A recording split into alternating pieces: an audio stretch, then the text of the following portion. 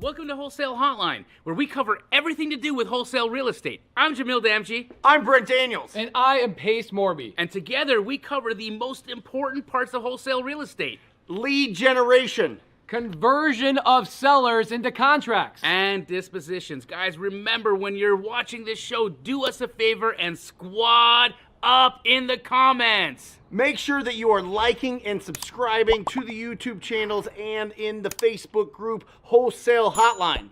Most important, we want to know we're doing a great job for you and helping you build your business. So go give us a review on iTunes and or Spotify.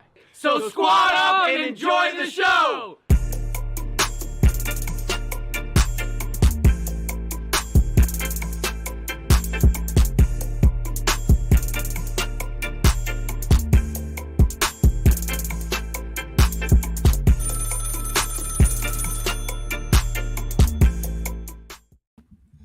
Welcome to Wholesale Hotline number 157.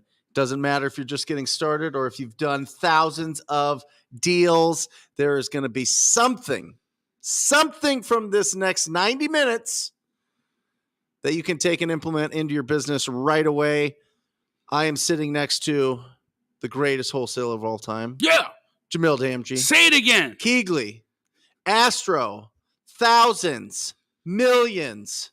Boom. I am Brent Daniels, Mr. TTP. Yes, sir. Mr. Talk to People, and we are excited. I am telling you what, it is hot out there right now. Yeah. The real estate market is hot right now. It is. It is Interestingly hot. Every single deal that we have been following with our cash buyers is getting multiple offers on their flips. Multiple offers. Wow. And when they're turning it over, Yeah. we sold it to them 3 months ago, 6 months ago, 5 months ago. Every single property, multiple offers in Phoenix. You know what else I'm seeing? Okay, so had a great conversation with Monique Walker this morning. Yeah. Just about the market again. You know, we are like anybody should be in business. You should understand the battlefield, right? And so her and I will once a month or couple times a quarter, sit down and just chop it up as to like, what are you seeing right now and how are things looking? So she said, Jamil, interestingly enough, we are in a strong seller's market still here in Arizona. Okay. What does that mean? That means that we have just over 3.5 months of inventory available. Right. That's not a lot. No. A balanced market is 6 months of inventory available. So if you think about that, 3 months of inventory means you're in a hot seller's market. Mm-hmm. Just over 3.5 months of inventory means that you're in a strong seller's market. Days on market right now are just over 60 days. Mm-hmm. So length of time has expanded from what we saw in the previous height of the market. Sure. But what's 60 days, bro? When your average day on market is typically 90 on a single family residential home. So we're still well below the national average. And then looking at that, the number of pendings and how fast homes are going under contract. This is not only in Phoenix, Arizona, this is nationwide. Yeah. That there has been a dramatic spike in the number of pendings across the board in every major market across the country. So let me ask you, have you been doing more deals this January than last December? If you're not, what are you not doing? What are you leaving behind? What efficiencies, what opportunities, what methods are you not implementing in your business right now that is keeping you from doing dramatically more business? Have you implemented any changes in 2023? Because Brent runs one of the most efficient wholesale teams I've ever seen. They're loyal, they're efficient, they crush it month after month, week after week. The same people are going to be in this office. Like it doesn't have high churn. He doesn't have people coming in and out and folks leaving him to go start competing wholesale operations. No, Brent runs a family wholesale business, and it's literally like he treats it like his family, and that's why it's always here. But you have to have pivoted. You've had to have done some things to survive and to have grown into 2023. Help us understand behind the curtain of what this Wizard of Oz did. Well, number one thing Yeah. is go back to our dead leads in our database and revive them, right? All the people that were hanging out, all the people that were saying they were going to think about selling it or whatever, and the timeline was way too far out, are now coming out, and those were popping, right? Yep. Not only that, but texting has been really good this year for us. Great. Really good. We use Launch Control for that. They do a fantastic job. And that one's picked up, at least, when you do a few deals in January, you're like, oh my gosh. Because in 2020, we did $500,000 in texting. That's the earnings that we made. And in that was 2021. In 2022, it was like 40 grand.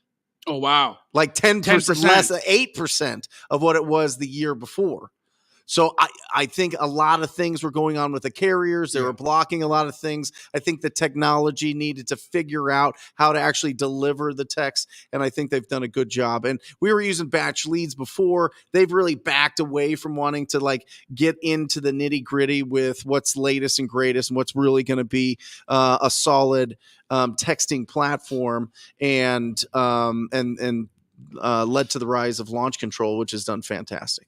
So they've been going really, really strong for us. We've got a couple full-time texters that send it out, and then they'll filter through the leads, get it to Chad, my junior acquisition manager, and he filters it, gives it to Ryan, who's our closer, our main acquisition manager, and it's been going fantastic. So Amazing. I think texting's back up with people that really know what they're doing. Make sure that you're getting real phone numbers, though. Yeah. Do not get bad data. Yeah. Stick with batch, skip tracing, or batch leads for the data there with the phone numbers. Don't just upload a bunch of That's if you're going true direct people to seller. search. Yes. Yeah, that's if you're going direct to seller. Yep. Guys, it's really important. Don't waste your time. Don't waste your money. It's really important that you have good phone numbers. If you're going direct to seller, I couldn't agree with you. I couldn't agree with you more. So those are the pivots you've made. The going back. I mean, listen, there's principles to this business. Yeah. Number one principle is you have to talk to people. Yes. All right. I've got it on my shirt. I've got it everywhere. I've been talking about it for a long time. It's a mantra. It's a motto. You have to talk to people. I don't care if they're agents. I don't care if they're other investors. We broke down the 3 ways that your business gets these deals coming in, going direct to the agents, getting agent referrals, right? Or getting referrals from other wholesalers, investors. It's all talking to people. So fundamentally, you have to surround yourself with the tools that work in this market, right? You do, whether that's talking to agents or going direct to the property owners. You got to make sure that you're having enough quality conversations to hit your goals. Love it. Right. Love it. And that's the model. That's what I think people get so screwed up with. And that's what has frustrated. And we've had a lot of conversations about this, Jamil, is when people change, they want to try all these different tools. They don't have a toolbox. Yeah. What is your toolbox? Right. What is the fundamentals of your business? Fundamentals of your business is being proactive in whatever it is and having conversations. Bottom line is, if you're watching this show, you're learning from Brent, Pace, myself, all 3 of us, whatever that looks like. Mm-hmm. None of us have the approach where we say, hey guys, go spend $50,000 on a billboard and let your phone ring. Right. We are teaching a proactive, get your elbows dirty, get into the business. Don't spend a bunch of money, but spend time, learn the fundamentals, become a communicator, do proactive outreach, right? Our models are different. Mm-hmm. Brent's direct to seller. Yeah. I go direct to agent, right? My results are going to be different than his results. My deal flow are going to be different than his deal flow. Our cost per contracts are going to be different. But ultimately, at the end of the day, guys, it all leads to the same thing. Mm-hmm. We're putting properties that have an opportunity for a potential gain, something that you can add value to, or an ugly house. Yep. We're putting those properties under contract, and we're selling our contracts for big, juicy, goosey checks. And we're missing a head of ours today. Yep. He has been on a wild tour of Texas. 11 days. Man, he's been. I think he 11. What did he do? 11 days, like 9 or 10 cities. Yep.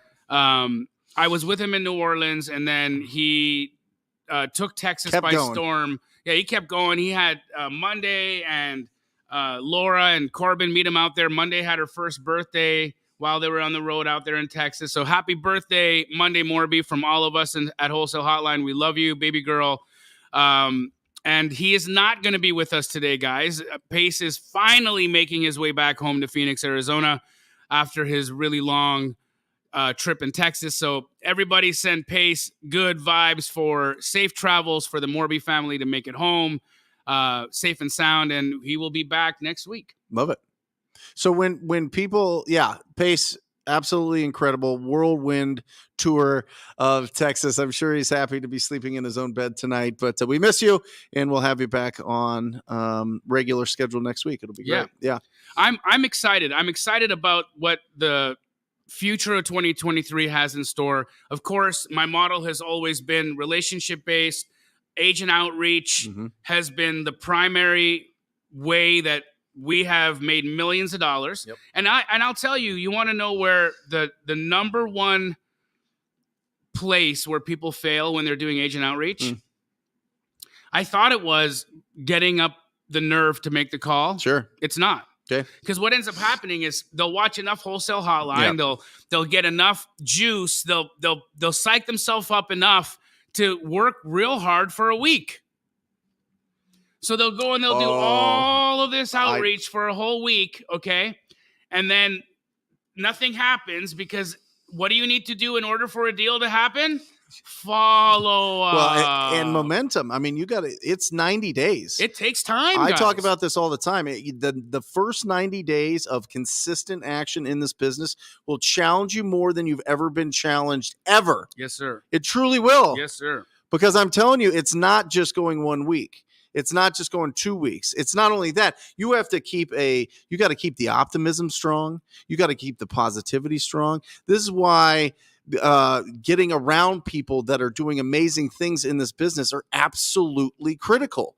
You need to find your tribe. You need to find your community. You need to find the people that are going to cheerlead you during this process. Because I'm telling you, if it's just you in your dark ass living room trying to make calls to agents or property owners or other investors, and there's not that encouragement, you don't have the wind behind your sails, it just doesn't happen. It's just not consistent. It just doesn't feel good, right? Yeah. So it's really important that you get that support of people that are already a few steps ahead of you. They've survived that 90 days. Yeah. They've gotten through that 90 days. They know what it's like once you go and you cross from faith to fact that you can actually do this business. And out of the ether, we talk about it, right? Yep. You get a contract signed that is instantly an asset. Yep. And now, because you had a conversation with an agent and they got you this contract, you can sell this asset to somebody else out of thin air. Of course, the key here, though, is that you got the contract. Yeah. And so we did a little bit of investigating, right? Like where and I honestly, I thought it was, it's the nerve. People, they just don't have the nerve to make the call. It's not the case. Follow up. It's where they all die. Yeah. Why? What do you think? Consistency. Yeah. And it's not, the gratification isn't instant, right? And so I'm saying this from the deepest, empathetic part of my being. Guys, stop giving up on yourselves. Give yourself enough time to prove yourself right. Give yourself enough time to prove yourself right. God didn't put the motivation or the inspiration in you to have financial freedom and to go build a kick-ass wholesale business because you couldn't do it, right? Like you didn't get this desire because you suck. Yeah. No, you have this desire because this is in your life path. This is meant for you. You can actually accomplish this. You are learning from 3 of the best in the business, and you've got thousands of people out there who want to support and help you and work with you. But you have to remind yourself that you've got to show up, and part of that show up is the follow-up. Here's another piece, dude. When we have people who say they don't work for our organization and we have to let them go part ways, right? Sure. And we go back and we look at the only reason why somebody doesn't work is it didn't work. They didn't work. We didn't work. And it didn't work. Right. It'll work if they do. Well, anyhow, I want to be as politically correct as possible. I don't, who knows why somebody doesn't get success. Yeah. Here's what we found. Overwhelmingly, the people that ended up leaving, their follow-up game was practically zero. Yeah. So what we had is we had reps go in, take over those accounts, and begin following up. Magic. And like magic, Brent, like magic, the business can start right back up again. Yep. So if you have not figured out in your business where you're fumbling the follow-up as your first thing to do, looking at what do I do for the rest of the week, figure out where your follow-up game is right now and how you can make it more efficient. I promise you guys, there's millions of dollars in your follow-ups, and if you are not getting this part down right, you are leaving so much money on the table. Yeah, you got to pre-qualify. You got to pre-qualify the people that you're speaking with based on the condition of the property, their timeline to sell that property, their motivation to sell that property, and their price. Not only that, but are they going to do business with you?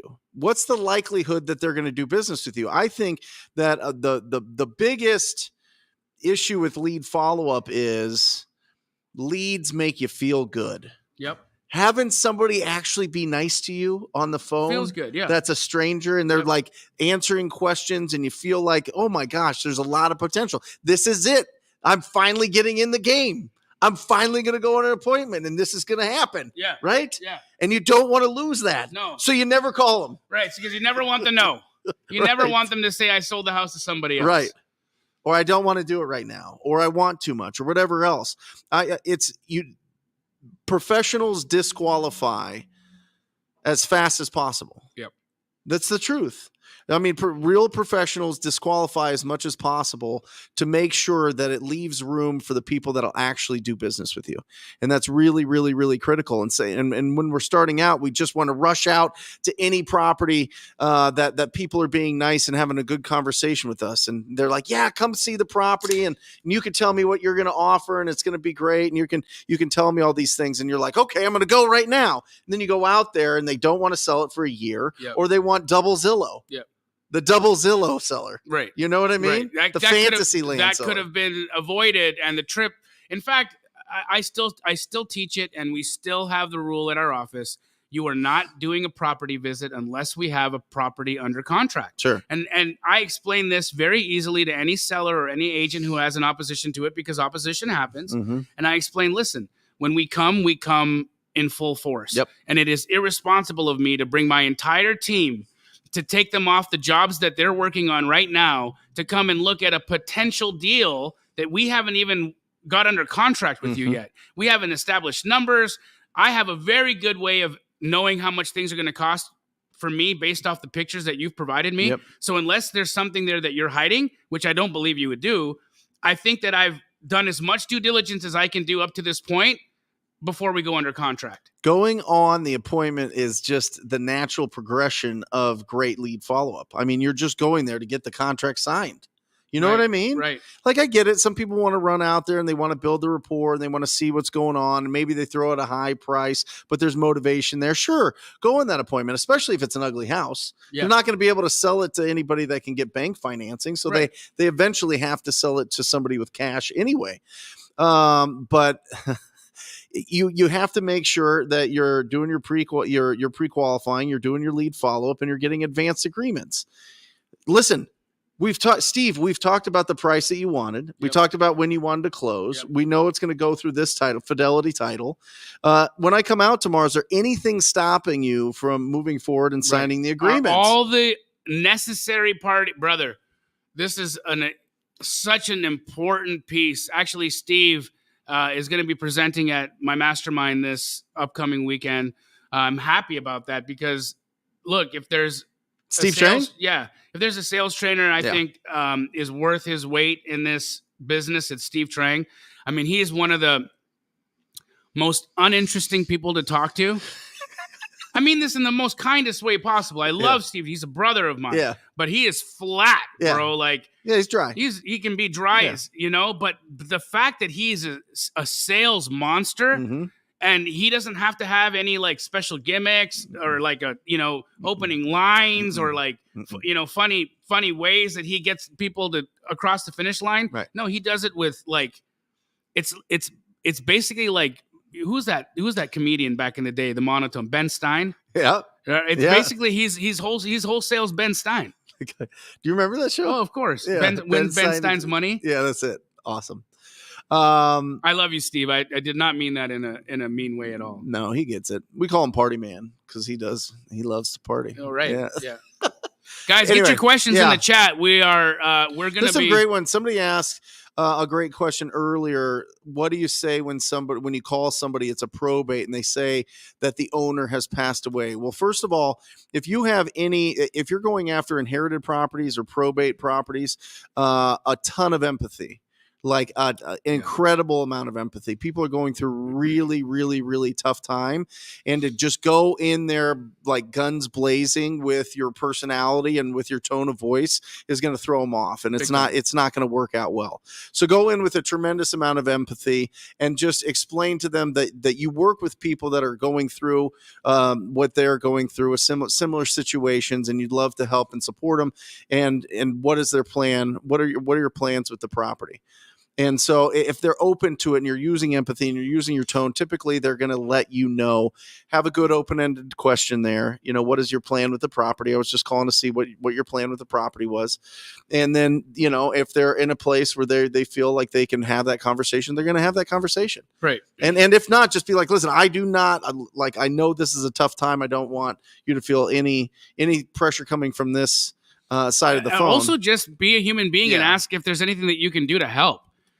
Sometimes you're talking to somebody who is managing an estate remotely from in their own life, like their family member passes away. Now they've been named the personal representative of an estate. They've got their entire lives still going on in their world, and they've just lost somebody who they love. Yeah. Right. And so it's a sensitive time. Their whole world is upside down. They're being asked to perform a task they're not trained to do. This is not like you go to school and all of a sudden become a personal representative for an estate. No, this is like this happened because somebody like died and said that you were responsible enough to help them out after they passed. Right. So remember that, right?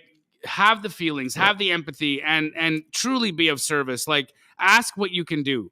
Ask what you can do. You never know. Somebody might just need help finding a locksmith. Somebody might need help mowing a lawn because the HOA is giving them fine after fine after fine after fine, and they're trying to get a hold of the HOA to figure out what's going on. But, oh, my God, if they could only find just a landscaper to help them out this one time because they keep incurring all these, like, ask the question, how can I help? Yeah. I'm so sorry you're going through this right now. Is there anything that I can do to help you? And then get into what you do for and why you're even calling. Yeah. But be a human before you are anything else. Graydon, hi, I'm in Astro. I do agent outreach virtually, but locally I got my first deal using 200 bandit signs. Congrats. AK assignment. My question is, will 100 bandit signs a week lead to a deal a month? Thank you. Well, Graydon, I think bandit signs truly are effective depending on what market you're in. So a market like Phoenix, Arizona, the bandit sign days have kind of passed us by, right? Why? Well, if you go outside and you look at any street corner, there's multiple bandit signs there for every industry type. You're competing against political bandit signs. You're competing against other people who are putting out bandit signs. And also there's a lot of city ordinances that make bandit signs illegal. That's why they're called bandit, is because they're illegal, right? So, first and foremost, Graydon, I would suspect that where you put bandit signs out, you're probably in a smaller market, and bandit signs actually really work well in smaller markets. Like I asked Ty Flipman Taylor, and he's in what part of Alabama is he in? He's in Birmingham. Birmingham, yeah, he's in Birmingham, Alabama. But in little pockets in Birmingham, bandit signs work. Yeah. Like they're the best thing. Yep. and nobody ever takes the signs down. I found rural, it Yeah, works like better. rural and smaller towns. Bigger spread out spaces, it seems to work really well. You'll also not lose money to having to reprint and replace that bandit sign over and over again. I'll tell you what, in a market like Phoenix, Arizona, you put a bandit sign out on Friday, by Monday morning, it's gone. Yeah. It's gone. And they do multiple stings here in Phoenix where a bylaw officer will call you pretending to be a customer, and then they will slap you with a fine for the bandit signs. They do it here all the time. It's constantly happening. So, Graydon, first and foremost, congratulations on the 8K deal. Come on, let's give him a smash on the bell. Yeah. I don't know that you can say that there's going to be a saturation point for how many bandit signs you can put out in that little market of yours, right? And so I would say be the bandit guy in that market and have as many bandit signs on as many corners as you can. But I don't think that it's as simple as saying, if I do this many bandit signs a month, I'm going to get this many deals a week. I don't think that you've got enough data, especially because of the nature of bandit signs, that you can give yourself a metric like that. Like we can say on agent outreach, you have 50 conversations a day and you do that 5 days a week and you do that 6 to 8 hours a day. You can very easily do 5 to 7 deals a month. That is not a stretch. That is not, in fact, that's lower than what you can actually do. If you look at any of the Astro members that are crushing it, they don't have any more days in a week or hours in a day than you do. They don't have any more days in a week than you, or less than anybody else. They're just doing things a little bit more efficiently, right? They've figured things out. They've got more help. They've got assistance, whatever that is. They figured out how to be more efficient in their day, right? So what you want to do is you want to find what key performance indicators, what metrics can I bring to my business when you're talking about scale? Because that's what you're talking about. I want to do this and I want to get this result. I don't think bandit signs is going to be in that conversation. And if you want to have that kind of KPI, you're going to be talking about cold calling. You're going to be talking about agent outreach. You're going to be talking about calling dead leads or how many offers you make on on-market deals. So that's going to give you more of a metric. That's going to give you a consistency metric that I think you're looking for here. Yeah. Graydon, first of all, shredded. Great job. Look at him. It's just absolute shred city. Wow. Look at this guy. Go get him. Second, listen, you need minimum 3 months of testing and preferably 6 months of testing. So if you're going to go with it, if you're going to go bandit signs, then you have to in your mind think, okay, I'm going to be consistent with this for a minimum of 90 days. Okay. And test it out. The reason that we talk about just pick up the phone and make these calls to homeowners that own ugly houses or people that represent them is because you can leverage your time a lot faster than putting out 100 bandit signs. You could just be on the phone having these conversations over and over and over, 50 a day, which is outstanding. I mean, that is, I love that. That is, you cannot lose. You can't lose. If you talk to 50 agents a day, 5 days a week, you will be a millionaire. Guaranteed. You just have to do that. Guaranteed. I'm just no doubt about it. No doubt about it. But with bandit signs, you have to test it, right? I think what happens is early, and I certainly experimented with this as well, but early in my wholesaling business, I was like, well, I want people to call me too. I'll be reaching out, but if people call me, they want to sell. They're hot right now. It's going to be a good deal. It's going to be amazing. It's a lot easier conversation when people call you. What's the cost for people to call you? That's the number that you have to figure out in your business. What is the cost? If it costs you, whatever, $1,000 to put out 100 bandit signs, how many calls do you get? Right. Right. I think Pace was, when he was with Homevestors. Yeah. The average cost per phone call, I remember him saying, was like $1,800. Yeah. And then, he'd have typically however many calls would lead to a contract. And Pace was one of the best in the country. He was in the top percentile of closers And even then, his cost per contract was 10 grand. Can you imagine if you're just an average closer and your cost per contract is like 15 to $17,000? How are you going to make money? You have a job. You don't have a business. You have a job. Yeah, you have a job. Great question. Here we go. Michael, is it wise to close and take ownership of an off-market wholesale property and list it on the MLS with an agent for a 1% flat fee? This is certainly case by case, Michael. I think what you're referring to here is what would be called a wholesale, which is interesting. I try my best, Michael, and this is just our strategy in our business, to have as little risk as possible. Yep. So if I don't have to close on a property, the better. I will have a conversation with a cash buyer and tell them, hey, listen, we negotiated really hard on this deal. It's going to be a big deal.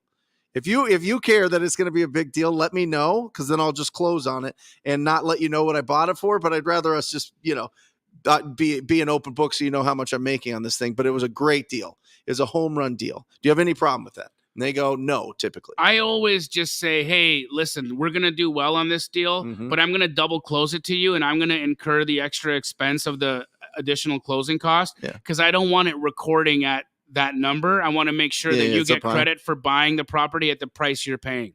And your buyer will thank you for that consideration, honestly. Like, if you do it by assignment and there's a $75,000 assignment on your thing, it shows that it closed $75,000 less than what the investor bought it for. You got to show them the closing statement. Especially now with the way that lenders are protecting themselves and how appraisers are coming in and appraisals are coming in low.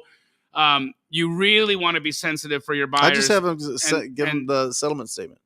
Oh, to who? The appraiser. The end appraiser? Yeah. That's a little, that's a great tactic, but it's a little harder. Now you're still now you're having to justify why your price is where your price is, where really value should not be predicated on what you paid for it. Right. It should be on what the buyer is willing to pay and what improvements are made, but they still look at what you paid for it. Yep. Yeah. So, I mean, you certainly can. If you don't have buyers for it, Michael, it's a great way to put it on the MLS if you think that you've got a good deal, but make sure it's a really smoking deal. Yeah. And I would honestly, Michael, I would have a relationship with an agent that doesn't just charge me 1%, because having a really good agent matters. Even if they wanted to charge me 2% or 1.5% or something like that, they're going to go to work for you, and they're going to find you other opportunities, especially if they're sending you deals and you reciprocate to give them the listing on something like a wholesale or a flip. If people get into that, having a really great agent you could make millions. And don't think that just because it's off market that it's going to be desirable. Right.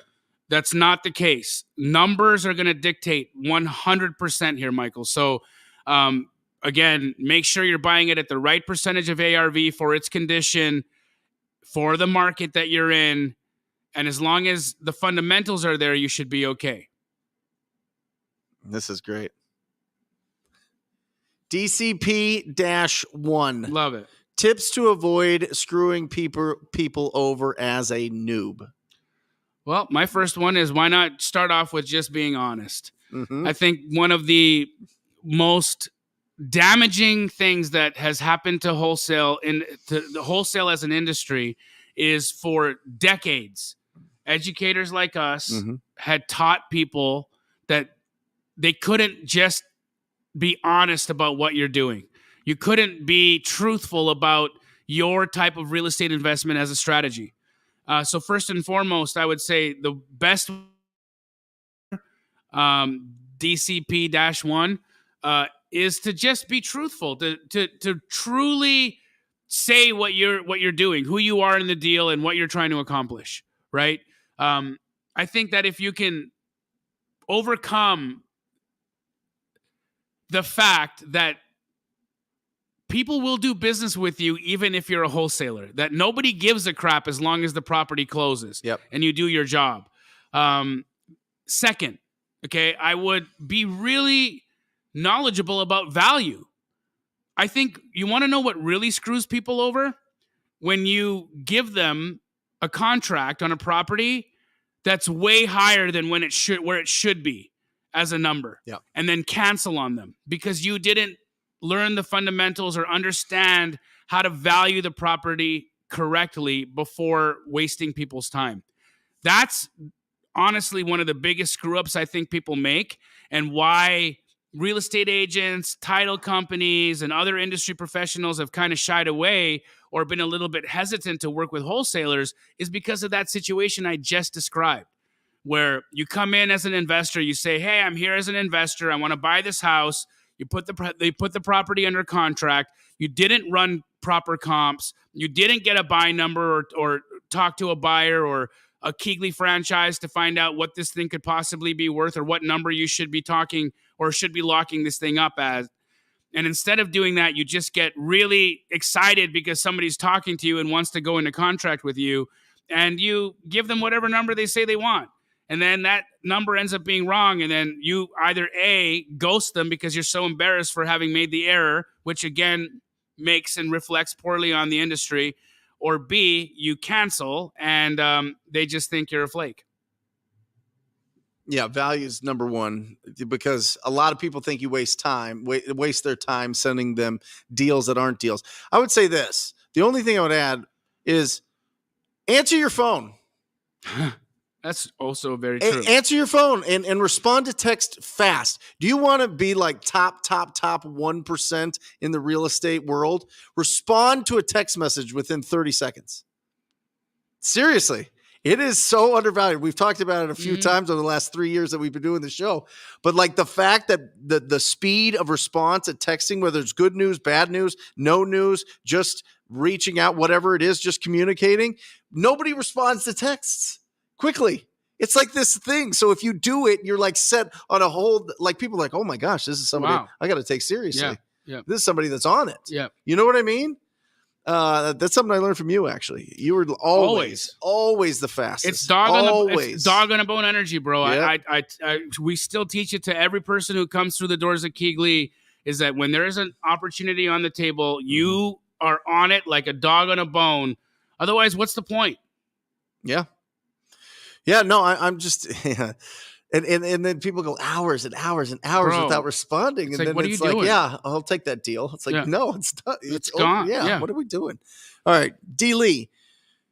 How can I command respect without sounding from a rude, experienced agent that is out to lunch on his price? All right. How do I command respect without sounding rude? Okay. So he wants to command respect from an agent because he feels that he has a good positioning to argue price. Okay. But he's the opposition or his person he's talking to is an experienced agent, He's puffed up. He's puffed up. He's got puffery. So he's like, how do I have this conversation without sounding rude? Yeah. What do you think? One, use your tone. All right. Use your tone. Now, if they're coming at you aggressive, you can mirror and match. Mirror and match with a little bit of sugar to it. I mean, you could bark back at them, but usually it just turns into like this like measuring contest, and it doesn't really work out as well in my experience. Maybe I'm just not as good at barking as other people. But being right at the point, this is probably a driver personality. So be really, really, really fast and accurate with what you're telling them. Just tell them, listen, I'm looking at the comps. This is where it's at. I'm looking at how much this is going to cost to fix up. This is where it's at. This is why I can come in at this price. My thoughts on this, find alignment. If you're thinking that arguing with the real estate agent is going to get you anywhere, you've lost the battle already. Here's how I find alignment. Okay, and what I mean by alignment is, okay, let's just say Coke Can is real estate agent. I'm me. Brent is seller. Yep. Okay. Obviously, real estate agent is sitting in this situation right now. They're aligned to you. Yep. Right, and they're your advocate in the deal. They're representing you in the deal. Yep. And I'm trying to come in and push, or I'm trying to come in with a number that doesn't make it feel like we're on the same side. Yeah. Right. So first thing I'm going to do is I'm going to align. I'm going to come sit on your side of the table. Love it. I'm going to say, hey, we're all on the same side here. But what I'm also going to try to do is I'm going to try to bring the agent a little bit closer to me and give them a scapegoat. I'm going to look. Let me be the bad guy. Hey, look, Mr. Agent, your experience, and I know you've done this a long time, and you've probably sold so many hundreds of deals that you know this house is about $100,000 overpriced. Yeah. And so my guess is that you didn't propose the list price to your seller. My guess is the seller is driving price right now. So my question for you is, how long do you think this is going to last? When are you giving up, or how long do you think I should wait until I give up? Because I want to buy this house, but it's not going to be at this number. It's going to be at a number that's real. Yeah. I just want to know when you think your seller is going to be close enough to reality that we can make that transaction happen. And as soon as I give that agent, they're out, and I make the agent off the hook for the price. I make the agent and I friends. All of a sudden, they want to help me because you're asking them to go to their client and sell a number that they know is going to upset them. So how do that when you're arguing with them? You can't do that arguing with them. You have to be on the same side. You're going to be friends. I get it. Sometimes you're going to deal with just assholes. And then that's why you talk to 50 of them a day. It's a volume game. There's going to be some times that the rude, experienced agent is not going to want to be your friend. Move on, and that's fine. Do what you can to get aligned. Hit them with the facts. If they're not, then move on. Something saying about my voice? What? Oh, thank you. There you go. Love you, bro. Jamil sounds like he's a horse. Yeah, guys, I just came off of COVID and gross. I didn't even get to enjoy the Super Bowl happening in our city here because of this stinking COVID. Sucks. You feeling better now? I'm great. There's those antibodies. Hi, Jamil and Brent. You mentioned seller market earlier. What does that mean, and how is it good for wholesalers? Well, great question. I think you should never look at anything like good or bad for wholesalers. Okay, it's every time that your brain is telling you this is bad for wholesalers, this is good for wholesalers, this is bad for wholesalers, and you're creating an opinion about whether something is good or bad for wholesalers, that's just an excuse. That's your subconscious mind kicking into gear to tell you why now is not the time to take action. I promise you that's exactly what's happening. Okay, so first and foremost, whatever that voice was that made you ask that question, understand that place is coming from a place of procrastination. Second, yes, we're in a seller's market based on the stats, but when we're talking reality, especially these houses that are in distressed condition and original condition or needing a tremendous amount of work, those houses are still sitting on the market. You want to know what houses are not sitting on the market? The gold standard comp, the fully remodeled house, the perfectly staged, perfectly photographed, well-designed, well-remodeled flip. That house is not sitting on the market. That house is going under contract and selling fast, which is good for us because that's our buyer. That means our buyer is getting in and out of their properties faster. But also, when we're in a market like this where there's confusion, and houses are still sitting on the market, if they're not in good retail condition, it gives you an opportunity because sellers don't even realize they're in a seller's market because unless your house is the best one or done real well, you're going to pay the price. And the price is a cash offer.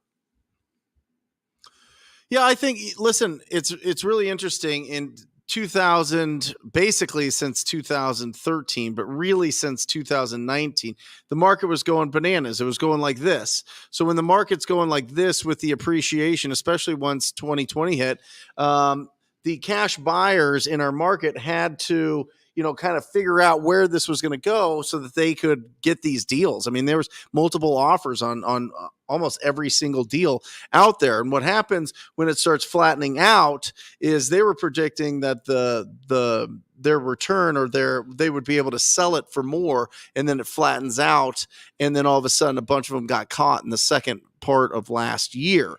What we're saying now is things have settled down. People have looked at this 6 months and have been like, okay, I can see the interest rates are going to be in that 7%, 6.5%, 7.5%, somewhere around that price. I'm going to be able to make decisions based on information that seems reliable. Correct. Which means that the cash buyers that got beat up or were sitting on the sidelines because they didn't want to lose all their profits that they just made over the last 3 years are coming back. So we're just seeing a lot more people interested in the deals that we're sending out than we were, basically like mid last year. Now, we still had really great buyers. We had some really great people to work with us to buy our deals. We're just seeing that there's more of them now. Big time. Yeah. Yep. So again, Zainab, I think just think of this in terms of more action means more buyers means more wholesale deals. It's great for us. There we go.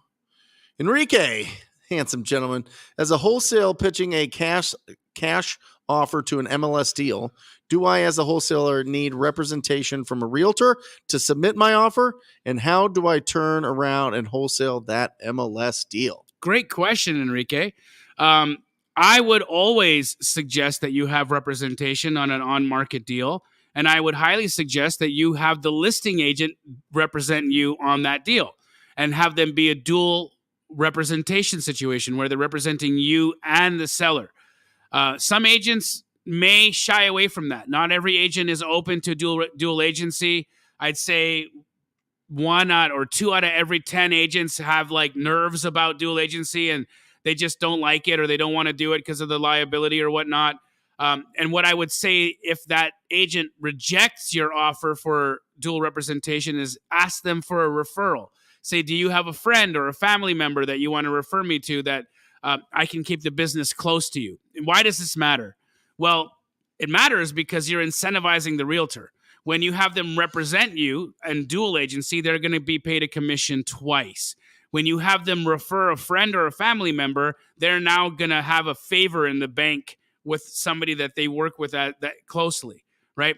For me, I'll take a favor with Brent Daniels as much as I'll take a $10,000 check.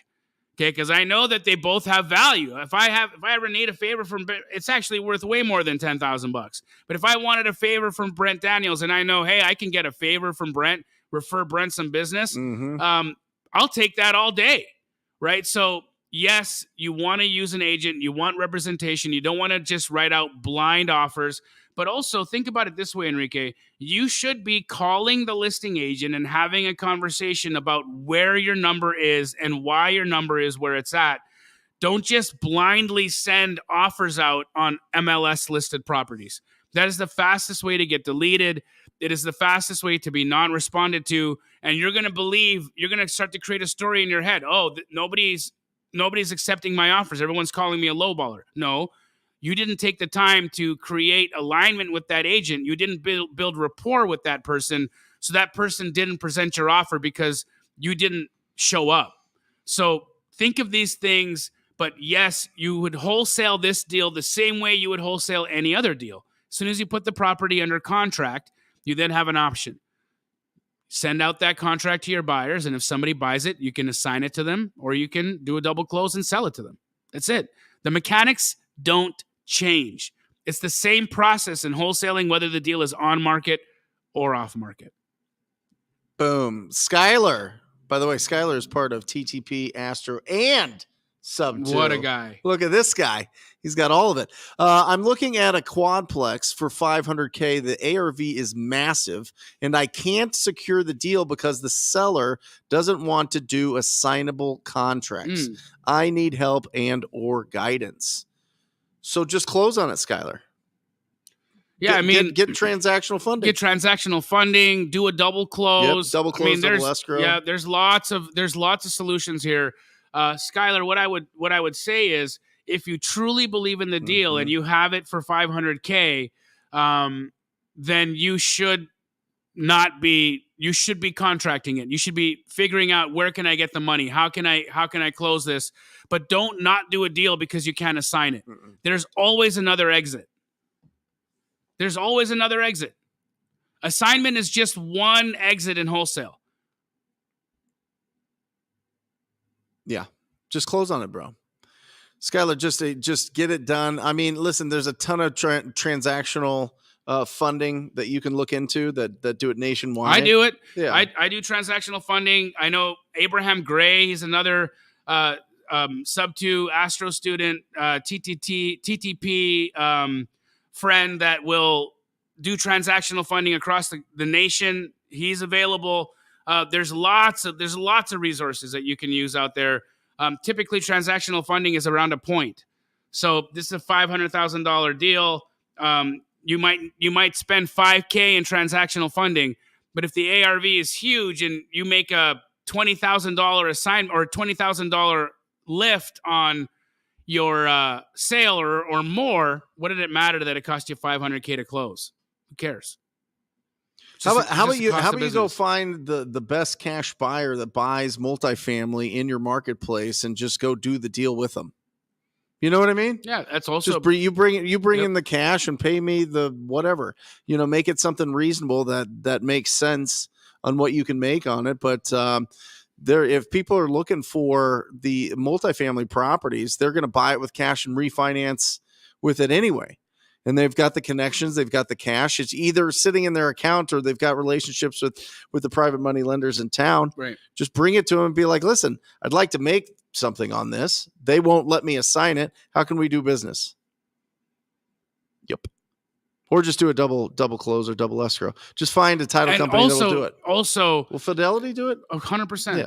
Yeah. Remember, having a non-assignability clause doesn't take away your inspection period. You still have time. Go lock that sucker up, get yourself an inspection period, and then let's figure out how to do the deal. But don't let that contract sit out there because you're worried about the assignability situation. That's just an exit. We can figure that out. Sorry, just going through. Guys, great questions today. Absolutely great questions. Kevin, you're absolutely right. If you're watching this without a pen and paper, you're wasting your time. Totally agree. I see a question here about intermediaries. Okay. From obscure, I don't know, somebody obscure. And the question was, what are your thoughts on intermediaries? I'm in Texas. So no dual agency, which actually there is dual ocelot. Obscure ocelot. Is that, what's an ocelot? That's that cat. Oh. It's a beautiful cat. Yeah. Damn. I learned something. An ocelot is a type of cat. Yeah. Damn. Looks like a tiny leopard. Wow. They're wide. Yeah. How do you know this? I don't know. I think there was an ocelot. I think I have a friend that has an ocelot on Instagram. Really? Yeah. Damn. Yeah. Anyway. Do you get asked that question a lot? I get it asked it all the time. So what are your thoughts on intermediaries? I'm in Texas, so no dual agency. Actually, obscure ocelot, that's not true. You can do dual agency in Texas. It just a lot of agents don't realize that you can, and they call it illegal. But it is possible. So would you suggest that over asking the seller's agent for referral? So I'm not clear on what you're saying an intermediary is. Like, who are you referring to as an intermediary? Is it like the intermediary that's involved in a 1031 exchange? Are you talking about who's like a closing attorney, escrow officers? Who are we talking about here? But no, I would not suggest anybody over asking the seller's agent for referral. I think if the seller's agent doesn't want to give you a referral, then come to our community and say, hey, who here in Texas wants to help me and represent me on a deal? I'm sure we've got somebody licensed in Texas who would be happy to represent you and submit your offer. Dimitri's amazing. he's done like hundreds of deals from Belgium. Wow. Yeah. Wow. Florida land is his game. Good to see you, Dimitri. How do you get to a value on commercial lots? Residential is very easy, but for commercial, it seems rather complex. Looking at traffic counts, what is allowed to be built, etc. Every single time with commercial, Dimitri, I reach out to commercial brokers. Yep. I do. I'm just telling you, commercial brokers are like what we all should be the first 5 years in this business. They are on the phone 8 hours a day, calling every single person that owns commercial real estate in their marketplace. That's their job. They get fired if they don't. They literally have to call up, and they know everything about these lots. They know the people that buy those lots. They know other people that have sold those lots. They're going to know what's going on with those lots. Now, they might not have a good relationship with the property owner, so that's your opportunity to go and work with the property owner and build that relationship. But talk to a commercial broker and say, hey, listen, I've got this lot. I'm buying this lot. What can I do here? And what's the highest and best use, or whatever questions you want to get? Is this a good price? What can I sell it for? All those things, right? So, but just get their expertise, pull it out from the people that all day, all they do is commercial. Yeah. I mean, at the end of the day, commercial's value is based on its use case. Yeah. Right. So why does traffic matter? Because if you're going to put a gas station there, then the number of cars that pass that intersection every day is important, because how much money can this gas station make building here versus that other corner, right? And so it's all about how much money can be made on the highest and best use of that land. So yeah, Brent, I mean, there's no better way to put it. Talk to a professional in that space to get that answer. Look at handsome Dustin Williams here. Looking fly. This got to be a wedding picture, right? Or you think it's like a professional picture? What do you think? What's your take? I think that's it's looking good. I think his girlfriend shot that picture of him when they were standing outside their last date. You think he goes on a date like that? Maybe. This dude is next level. Maybe. Dustin, looking good on your dates. Giving him the best dressed guy in the benefit of the outfit. I love it. Dustin, let us know. Wedding, professional picture, or is it a date? Jamil and Daniel. Okay. If you had to start over, how would you? Daniels. You're Daniels. Yeah. Hey, I get it. Jamil and Daniels. Jamil. How would you chase your first deal? On-market deals using Privy, shout out Ryan Zolan, or agent outreach? If I had to start over, how would I chase my first deal? I would do a mixture of both, actually. I wouldn't do this or that. I think Privy is fantastic for finding good on-market opportunities. I'm so happy to have shown Ryan Zolan Privy so that he could have shown it to you. Shout out me. And also, agent outreach is a great way to spend the rest of your day talking to realtors to see what opportunities they have available coming to the market. I mean, that's just what it is. Yeah, Dustin, I would find an ugly house on a street and I would go, and if I had $0, I would go to True People Search and just get their phone number and call them or knock on the door and do that for every ugly house, at least 100 or 200 of them. I would go find them and I would call them up and I would see, when do you plan on selling this property, and start that dialogue right away. Now, obviously, when they're on market deals, they've already made the decision that they're going to sell their property.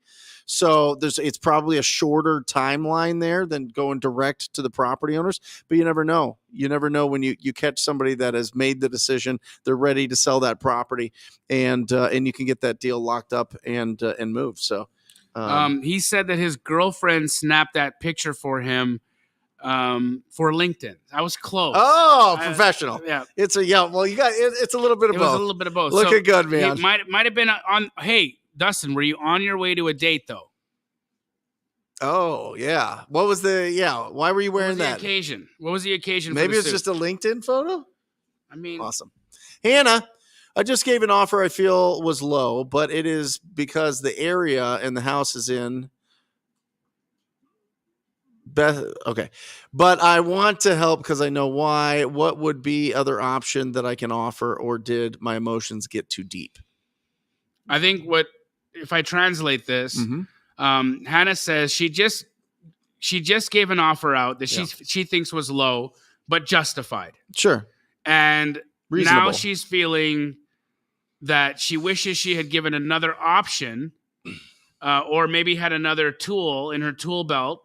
Or am I wrong in feeling bad at all? And are my emotions just getting the better of me right now because I gave an offer that was lower than expected price? Right. First and foremost, never apologize for being realistic. Mm-hmm.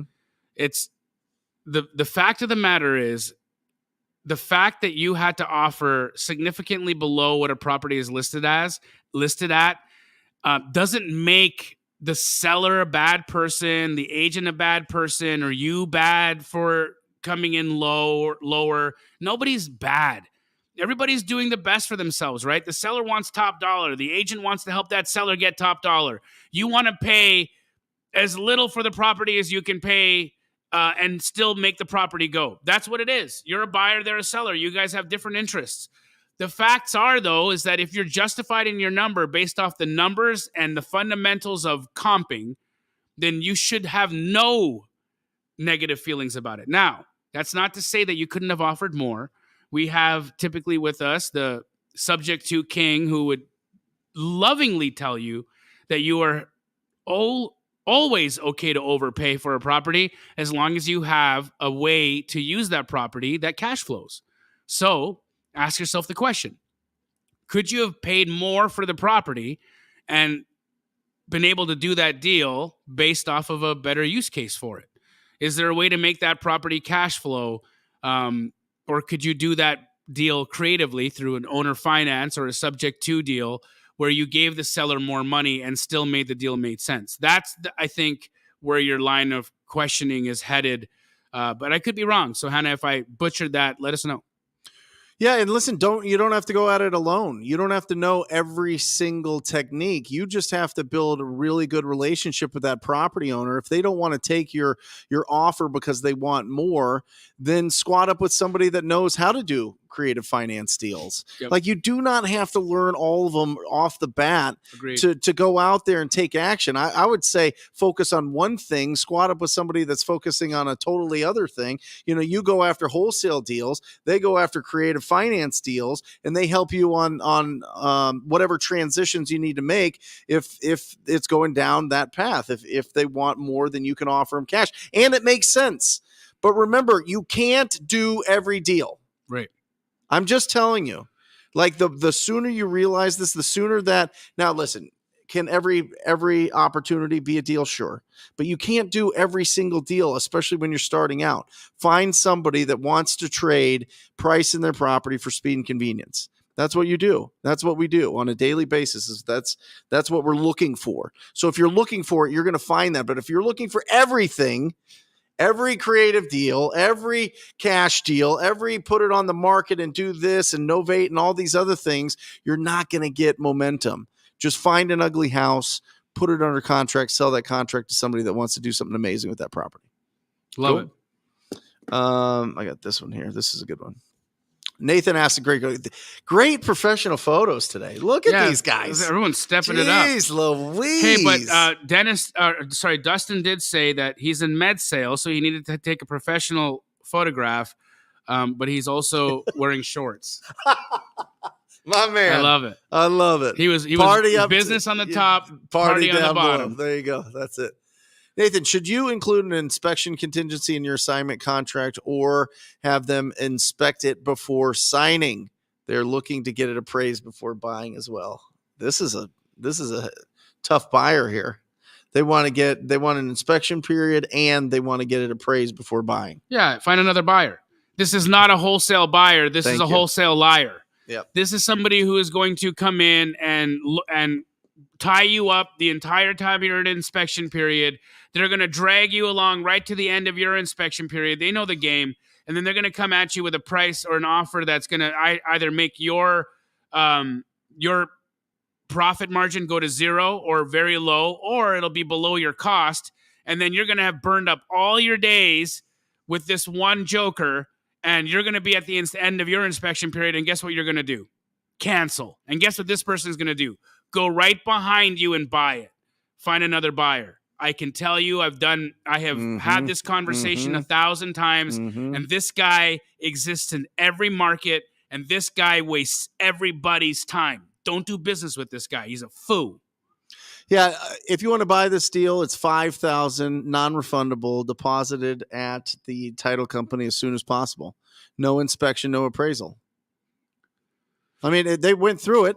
Yep. If they went through the property, that's what it is. And if it's a smoking hot deal, Nathan, you should have 2 or 3 other buyers that will just beat them like a drum. You know what I mean? If that's your only buyer, then either get a lot louder or reach out to talk Keegley. to Astros, talk to Keegley, talk to TTP. I mean, you TTP folks, we're doing so many deals with TTP students, by the way. I hear it all the time.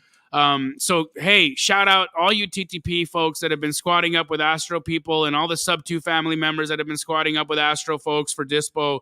You guys, just watching you guys help each other and do deals with each other is one of the most incredible and fulfilling things for the 3 of us that I can tell you we do in our lives. Well, that's what I was wondering. I was wondering, like, the deals that you guys sell for other wholesalers, other investors, how are they getting those deals? You know what I mean? Like there's got to be. Oh yeah, they're TTPing, bro. Yeah. They're cold calling. Yeah. They're doing the direct to seller stuff. I mean, our business doesn't exist without your business, without people that you train. Yeah, that's the facts. Listen, it's that's how this whole thing works, because we're out there finding, and we don't get paid unless it gets sold. Exactly. So we got to be each other's friends, and we got to be able to help one another get the most. Yeah. I want you to, bro. Every deal we do, you need to be selling it for top dollar. Top dollar. And so you got to be working with somebody on the dispo side who's helping you get that. And you got to find people that have the buyers that are looking for that deal at top. Yeah, at the top. Gavin, when people say they only do direct to seller, or I only want direct to seller deals, what does that mean? They are the wholesaler doing off-market deals. It means that they don't want you to do a co-wholesale. They don't want a JV. So if there's another wholesaler involved, they don't want to see that deal. And that's fine. If that's what your buyer is saying, then that's what your buyer is saying. They don't want any JV situations. Short-sighted. That tends to be, again, that type of buyer that won't do a lot of business anyways, because an extra $5,000 throws them off their, menstrual cycle. Sorry, that was said wrong. Paying $5,000 to another person, gets them out of whack and makes them feel bad about themselves. And to me, that's a scarcity-minded person, and I don't want to be around that. I don't do business with scarcity-minded people. I'm happy if multiple people are getting paid in a deal I'm doing. I have no problem with it. As long as the number makes sense for me and I'm able to make money doing that deal, it does not matter. It doesn't matter. Yep. Well, it's interesting. I just put out a video on finding top cash buyers for free on my YouTube channel. And one of them is just Googling, right? Sell my house fast, and going through and calling those companies, right? Yeah. And it's really interesting though, the direct to seller mentality that some of these companies have. They're like, oh no, we don't work with wholesalers. It's like, wait, what? Yeah, you are a wholesaler. What do you do? Yeah. Are you a wholesaler? Yeah. Are you a flipper? What's your business? Yeah. Oh, we don't work with other wholesalers. Yeah, right. What? Yeah, until they need them. Right? Yeah. It's I don't know. It's silly, but this is good, Hannah. Okay, we got you. You don't feel bad about the offer. She just lacked the tools in the toolbox. Squat up. Yep. Squat up. Everybody should know somebody in TTP. Everybody should know somebody in Astro, and everybody should know somebody in Sub 2. Absolutely. You don't have to go at this alone. You don't have to know everything. You don't have to go out there and listen to every podcast and read every book on every single different strategy. Find the one that speaks to you, that you know that you can go out and be consistent with, and build that first. The interesting thing is, if you just focus on building your actual business of going out and finding discounted properties, then you can hire people for that eventually. Right. You can hire people that know every single creative deal that you could ever imagine. You could hire attorneys if you want. You guys do. I mean, you guys have attorneys on staff. You know what I mean?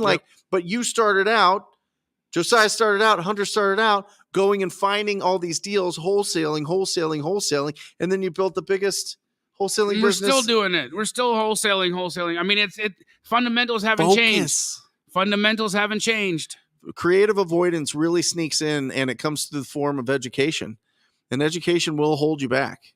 It will. So just find an ugly house and go talk to somebody. Find a property that's been listed on the market that needs some love and go talk to that agent. And do it 50 times a day. Yep. And it's impossible. I don't care if you're the worst person on the phone of all time. Yeah. You will find opportunities. 100%. It's incredible. Actually, funny enough, we see all of these ways that people can avoid doing the work, right? Well, what if the work was done for you? A good portion of it. Imagine if 80% of what you had to do in a day as a wholesaler happened on autopilot. How much time would you have available left in your day? Why I talk about this is Andy Wrong, one of my Star Astro family members. Yep. He's in high school. Yeah. I met him when he was 15 years old, and we started. He bought Astro and came in and started doing deals. Yeah. Right. But he had a problem. He's like, I'm literally trapped in class, and it's illegal for me not to be in here. Yeah. I'm trapped in class like the majority of my day. So I've got these agents responding to me, asking me questions, like wanting to have a conversation, and I can't respond. Yeah. Or I'm forgetting to follow up with people because I'm trapped in class all day. So he sat down and he built one of the most incredible pieces of technology I've ever seen in my life. What does it do? Bro, it's AI. Yeah. It's AI agent outreach. Essentially, I went into business with him. We call it the Astro Blaster, and we're going to be launching it on February 20th. Awesome. You guys want to learn how to take your business. If any of you have a W-2 job right now and you don't have time, and you're like, how do I time block my day? I get up at 6. I go to the office. I work out. I go to work. I come home at 6 o'clock. I've got children. I've got a spouse. I've got to sleep. When do I have time to talk to anybody? If that is your situation right now because of your W-2, you want to tune in February 20th and watch this piece of technology that's going to change your life. This man, Andy, the boy, Andy, became a man because he's been able to figure out how to have conversations with realtors while still being in class. And it's not him doing it. It's the robots. The robots have taken over. On February 20th, you're going to see how, and it's genius, man. It's one of the most incredible things I've ever seen. Bobby's putting a link in the chat right now so you can set a reminder to show up. I'm just going to be unveiling it on my YouTube for everybody for the first time. I'm shocked. I'm amazed at what this thing can do, and I think it's going to change real estate. I mean, bro. It's coming. Yep. So what, he makes 50 grand a month, by the way. Yeah, that's bananas. On autopilot. Yeah. Autopilot. Yeah. Yeah, it's got all the responses that I would normally give, all of the questions that you would normally ask, and it waits the appropriate amount of time before it responds. Like the workflows have been just crafted out meticulously so that this thing just handles conversations for you. So at the end of the day, you got a list. Yeah. Instead of you having to go through and respond to or remember to follow up with all the agents you talked to last week or any of that, it's already done it all for you. All you're doing are looking at the 4 or 5 properties that got filtered through that day's conversations, and now you've got what properties you have in play to deal with.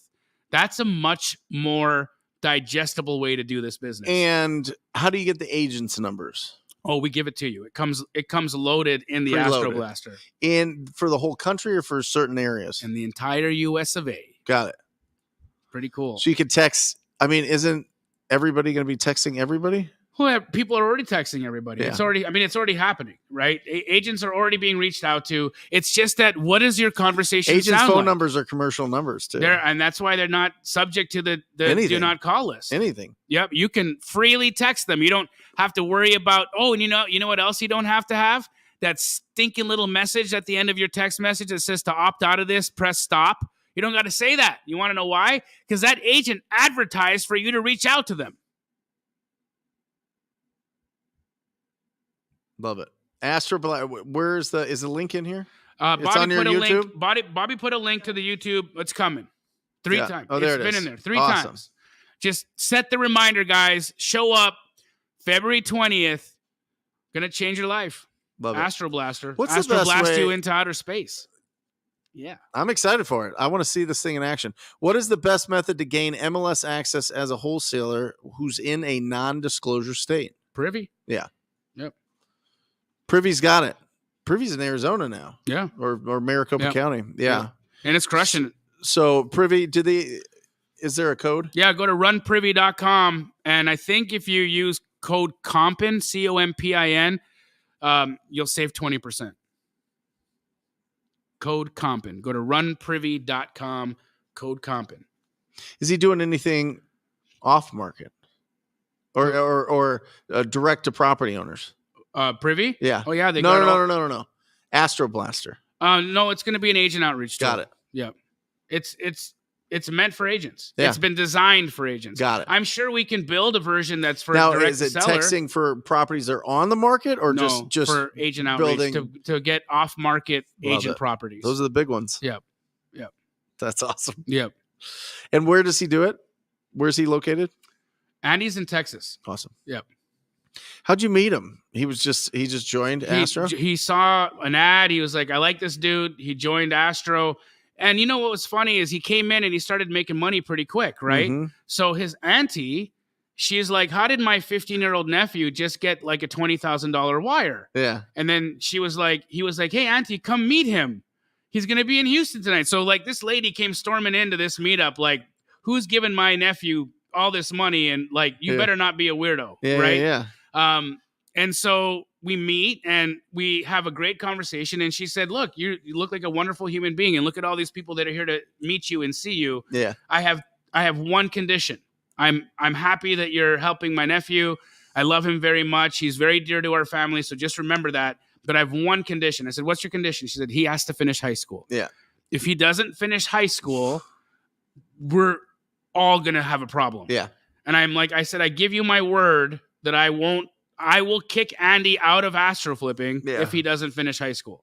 So Andy's got to finish high school, but he's making more money than any person in that entire school Oh, yeah.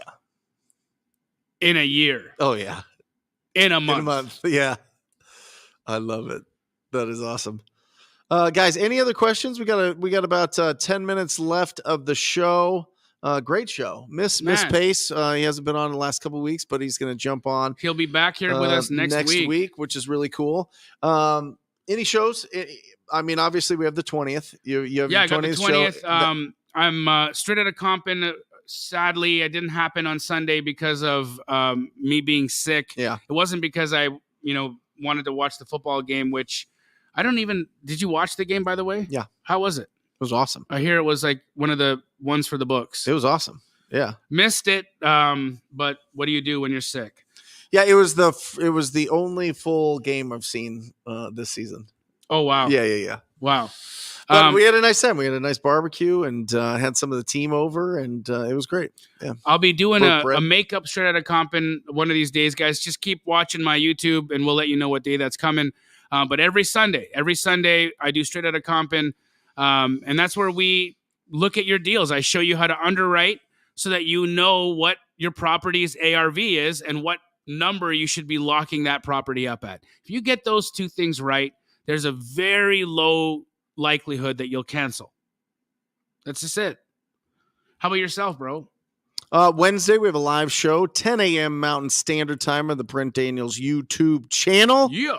If you are not subscribed, please check it out and subscribe. If you get value, hit it, set up the alerts so that you know we put out new things every single day, getting real serious about our content, really getting into the nitty-gritty start to finish of deals, right? What list it came from, what the conversation was like, the recordings of the calls or the text message records, the conversations that my acquisition managers have. How did we dispo it? Who was the buyer? What was the strategy? All those things we're going to outline all of it and start doing more in that. Very, very Jerry Norton-ish.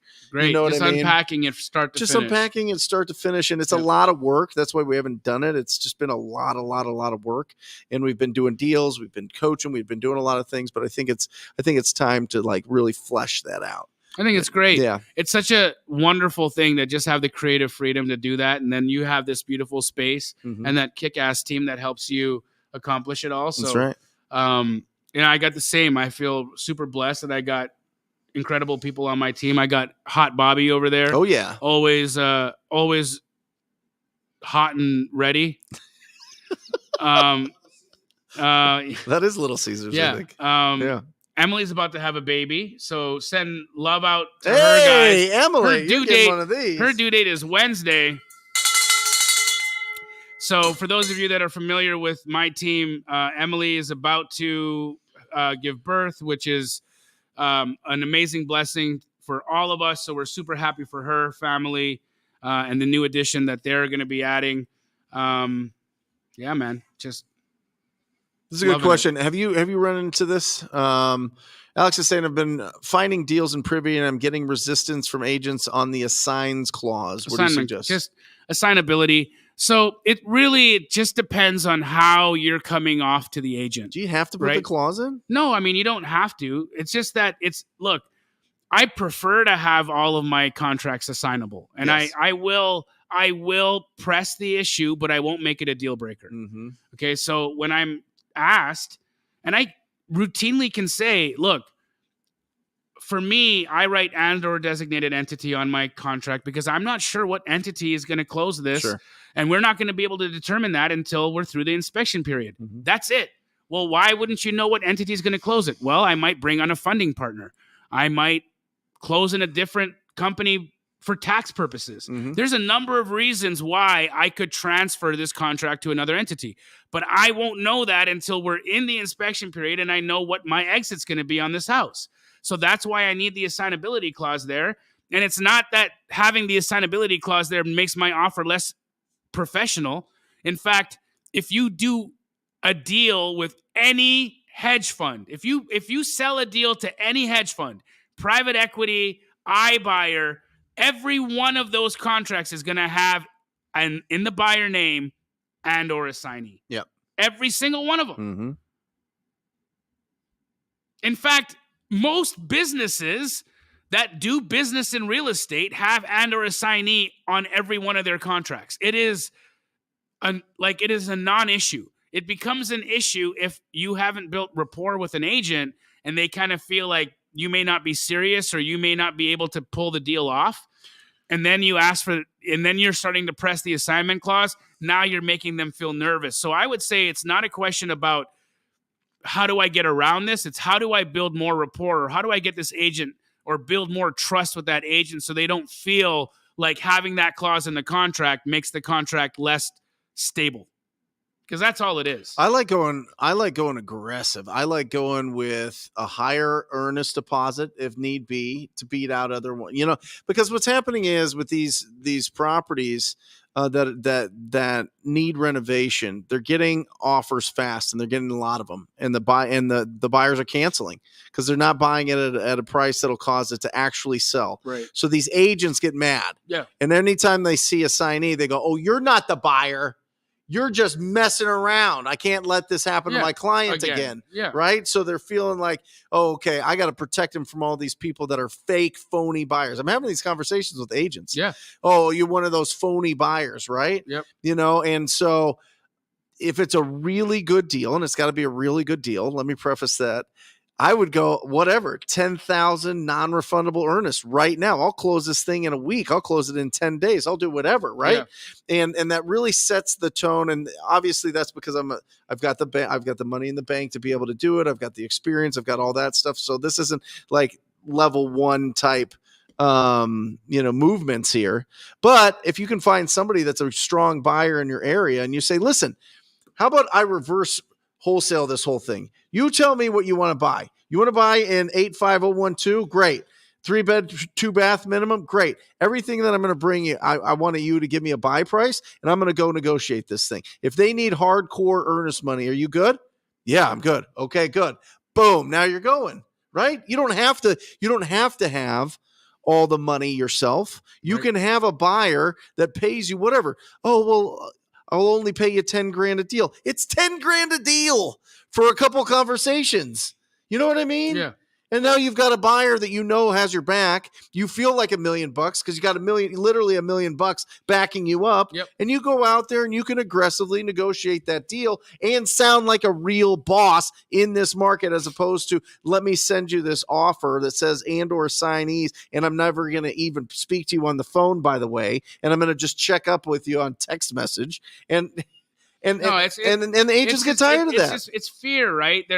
You're scared to have the conversation. So instead of picking up the phone and calling, you email it, right? And look, no realtor is going to go and present an offer that's substantially below list price and go to bat for you if you haven't given them the respect to even have a conversation with them. It's just not going to happen. Yep.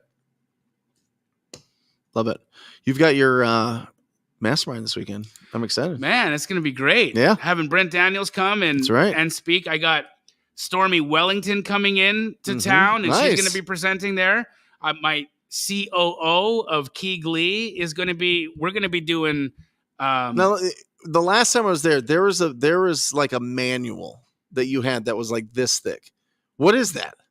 Which way? In your mastermind, it was just a big, thick, manual. What is that? It's what they're learning. Everything, bro. The masterminds are insanely valuable. Not to mention the fact that people connect with each other. Right. Like every mastermind group, you see the people that came, they kind of grow up together in the community, and then they always they resonate with each other more, and they go do other things together. They form business partnerships together, and like you see new relationships form because of the mastermind. Yeah. So I really love the mastermind because it's just like a place to get like super connected. Yep.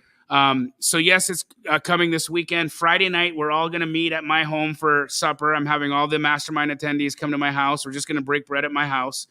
Saturday, going to have another super, I'm not going to tell you guys yet what it is, but there may be an elevator night that's being put on by Dan Fleischman that we're all going to be able to attend on Saturday night. So that's going to be... I don't even know what that is, but it sounds exciting. Dan Fleischman does these things, bro. He goes around the country and does this thing called elevator night. Yeah. 500 to 1,000 entrepreneurs will show up. And he usually has just the best of whatever industry come and speak, right? Yeah. It was the first place I ever saw Billie Jean as marketing in real life. Yeah.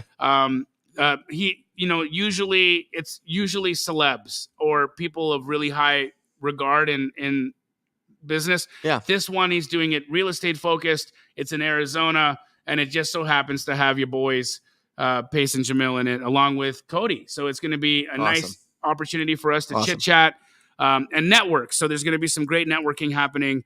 And then on Sunday of the mastermind, I do my one-on-ones, and those one-on-ones are different, bro. What happens on a one-on-one? I mean, I can't tell you. Oh, it's one-on-one. Secret. Yeah. Yeah. Got it. But it's like, it's really, really understanding how best to solve every problem, every situation, every business, every person is so special and unique. Mm-hmm. And unless you can really understand what's holding somebody back in an honest, like, just talk to me kind of way. Yep. It's really hard to get to the truth that you can, where like as soon as I know what the real problem is, I can tell you exactly what to do to solve it. Love it. That's what happens in the one-on-ones. Incredible. So a lot of breakthroughs, bro. A lot of tears. It's just fun. Yeah. It's great. I'm excited. Well, I'll be there. Happy to have you, bro. Awesome. That's it, guys. Thanks for joining us on Wholesale Hotline number 157. Remember, guys, we put out a podcast every single day at Wholesale Hotline. You can find that on iTunes. You can find it on Spotify. You can find it anywhere, right? Go to Wholesale Hotline. And if you got 30 seconds and you want some really good karma, as Jamil talks about so much on the show, give us a review. Give us a review and let us know how we're doing. And we love you guys. We do this every Monday. We've been doing it for over 3 years now. And I don't think anybody has stronger communities than us three. And being able to commingle them all here every Monday is really, really special for us. So thank you, guys. Millions of lives, guys. Millions of lives. And you guys make each of ours so much more special. Awesome. Love you guys. We'll see you next week. Peace. Or just say squat up. So squat up and enjoy the show. Yeah. Yeah. Okay. 1, 2, 3. So squat up and enjoy the show. What are you doing? I didn't say nothing. Why? I don't know. Okay. So squat up and enjoy the show. Cool. I think we should use the one where Jamil doesn't say anything.